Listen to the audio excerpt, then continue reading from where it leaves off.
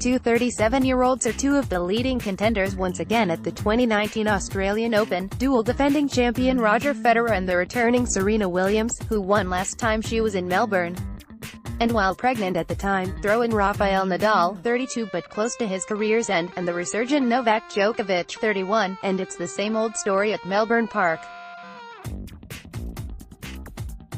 Thankfully, it's a story fans never get sick of. With these greats in mind, here are some of the records they and a few others could set at this season's opening Grand Slam. How Aussies fared in Sydney 231 Aus Open Draw Live. Where will unseeded Slam contenders land? Unseeded stars. Aus Open Draw. A $180 million nightmare for top dogs doesn't scare me. Nadal's candid retirement. CONFESSIONCIRC US Tomic slammed over.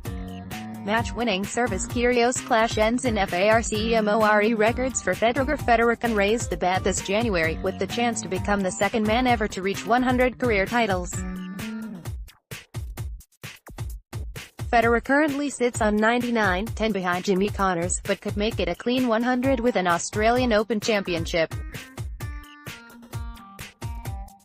If he does that, Federer will also become the first man to win 7 Australian Open titles. But Novak Djokovic, who is currently tied with Federer on 6 wins and comes in as world number 1, can do the same. Roy Emerson also sits on 6. If Federer wins in 2018, he will join Djokovic as the only man in the Open era to win 3 consecutive Australian Open titles. Despite winning twice deep into his career at Melbourne Park, Federer isn't yet the oldest Australian Open winner ever. Ken Rosewall was 37 years and 63 days old when he won the 1972 Australian Open at Kooyong. If Federer wins on January 27, he will be 37 years, 5 months and 20 days old. Federer's crying conundrum. 116 The race for women's number 1. Current women's number 1 Simona Halep could be passed by as many as 9 other players for the top WTA ranking by the end of the Australian Open.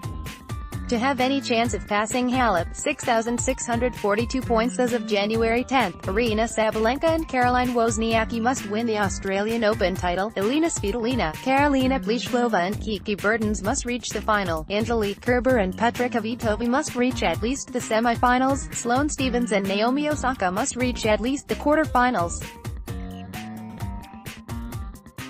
Their chances will then all depend on how Halep performs. Barty takes down Ostapenko 142 The race for men's number 1. The 2 contenders to be number 1 in the ATP rankings after the Australian Open are current leader Novak Djokovic and Rafael Nadal. Djokovic is currently on 9,135 points and Nadal is on 7,480. There are 2,000 points on offer for the winner. Therefore Djokovic will be number 1 at tournament's end unless he fails to reach the 4th round and Nadal wins the championship. If Nadal wins the Australian Open, he will become the first man in the Open era to complete a double career Grand Slam. Nadal would also move to 18 Grand Slam titles, 2 behind Roger Federer's 20, while with a win Djokovic would move past Pete Sampras and move into outright third with 15. Rafa feeling better for Open 125. Serena v Margaret the GOAT. Serena Williams already holds the crown for most Grand Slam titles in the Open era with 23, however, she can match Margaret Court for the overall record with a win at the Australian Open. Court's 24 Grand Slam titles include 11 in the Open era.